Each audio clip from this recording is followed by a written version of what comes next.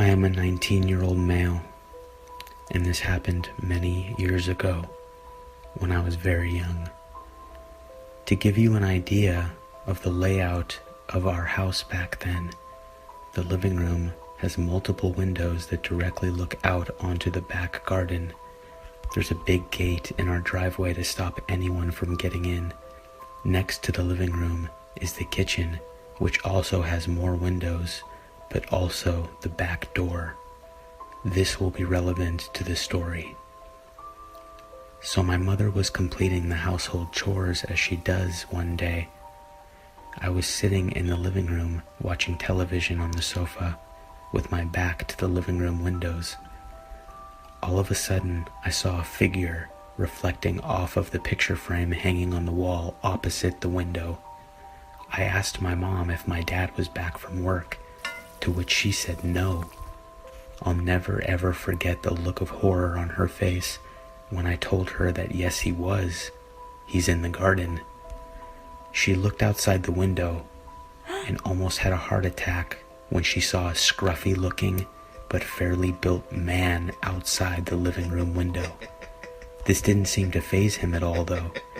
He psychotically smiled at my mother through the glass, and my mom asked him what he was doing on our property. He said nothing, with the same sadistic smirk on his face. She said that she was going to call the police, and what he said is one of the scariest things I've ever heard. He screamed at my mother through the glass that if she even got her phone out, that he would break the glass. She did not know what to do. She paused and tried to rapidly think of what to do next, how to keep us both safe.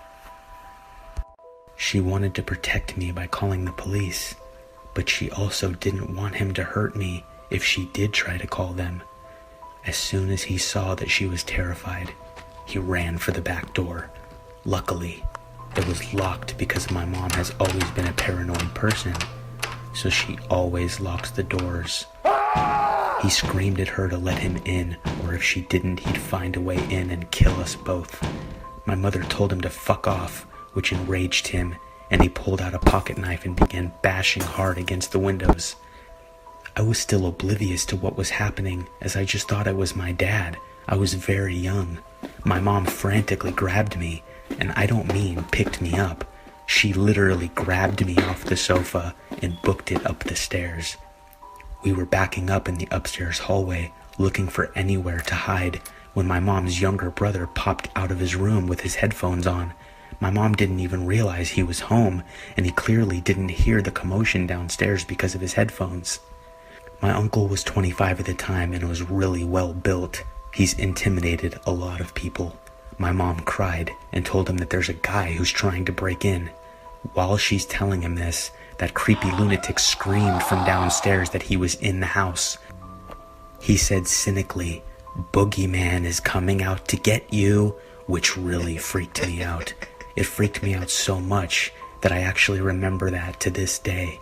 Anyway, since the guy didn't know my uncle was home, he kept yelling and telling us to come out and that it wouldn't be painful. My uncle told us to lock ourselves in the bathroom and call the police.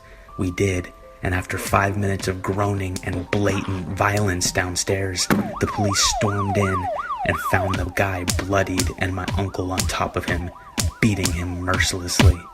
My uncle really didn't hold back.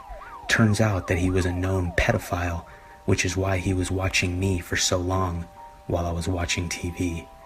After that day, my mom was terrified to be home alone at the house. I loved it as a child because I found the running and hiding fun, obviously because I was young. I can never thank my uncle enough for being there at the right time when my mother clearly forgot that he was still home. It honestly gives me chills, wondering what he would have done to my mother and myself if my uncle was not there.